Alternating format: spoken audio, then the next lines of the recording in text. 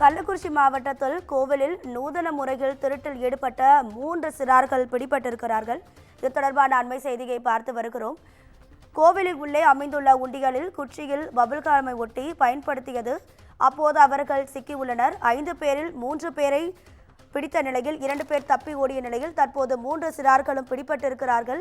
இது தொடர்பான கூடுதல் தகவல்களை தருவதற்காக நமது செய்தியாளர் இளையராஜா இணைப்பில் இருக்கிறார். இளையராஜா, வணக்கம். உங்க விரிவான தகவல்கள். வணக்கம் ராதிகா. கள்ளக்குறிச்சி மாவட்டம் சங்கராபுரம் அருகே ராவத்தநல்லூர் புதுப்பேட்டை கிராமத்தில் புகழ்பெற்ற ஸ்ரீ சஞ்சீவிராயர் ஆஞ்சநேயர் கோவில் அமைந்துள்ளது.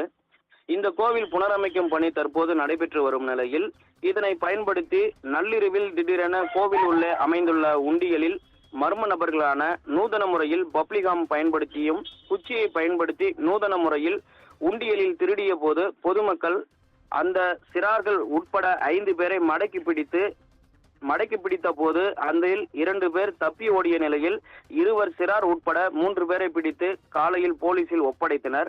மேலும் நூதன முறையில் திருடும் வீடியோ சமூக வலைதளத்திலும் வெளியாகி பரபரப்பை ஏற்படுத்தியுள்ளது.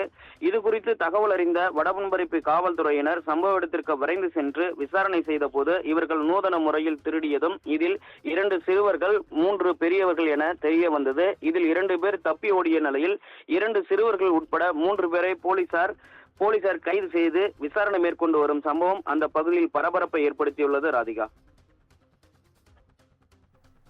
உங்க தகவல்களுக்கு நன்றி இளையராஜா.